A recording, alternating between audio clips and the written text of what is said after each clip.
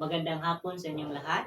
Ako nga po pala si Dewinel P. Ramirez, 18 taong gulang, nakatira sa Lico-Lico, Sevilla, Bohol. At ano ang iyong pangalan? Magandang hapon po sa inyong lahat. Ako nga pala si Evan P. Ramirez, 17 gulang, nakatira po sa Lico-Lico, Sevilla, Bohol. So, ngayon, ang gagawin natin ay magbabasa ka ng isang pinaikling kwento. Ito yung kwento ni Mabuti.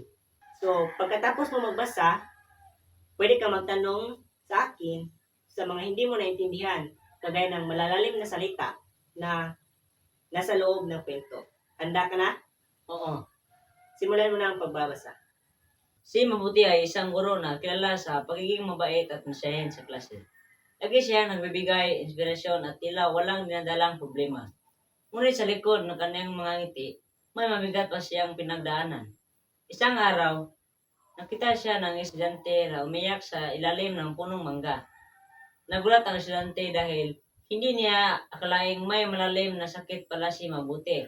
Ipinaliwanag ni Mabuti na kahit may pagsubok sa buhay, pinili niyang magpatuloy at maging mabuti halimbawa sa iba. Nice. Natapos mo na malinaw. Ngayon, meron ka bang mga katanungan? Ano po ba ang malalim ni sakit ni Mabuti? Hindi literal na sakit. Ibig sabihin, emotional pain. Yung mga problema o lungkot na hindi niya masabi sa iba. Gets ko na. So, ang kwento ay nagpapakita na kahit ang mga taong mukhang masaya at matatag, may mga pinadadaanan din sila. Kagaya ni Mabuti.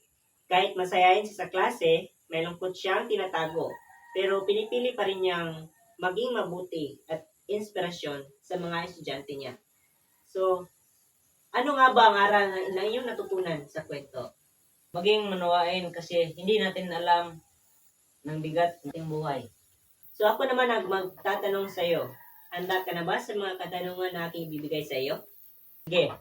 Unang katanungan. Ano ay pinapakita ang karakter ng Mabuti sa kwento? Masaya siya sa klase pero malungkot pala sa loob. Tama. Bakit malaga ang pagtuklas ng estudyante sa emosyon ni Mabuti? Para maintindihan niyang tao rin si Mabuti at may problema.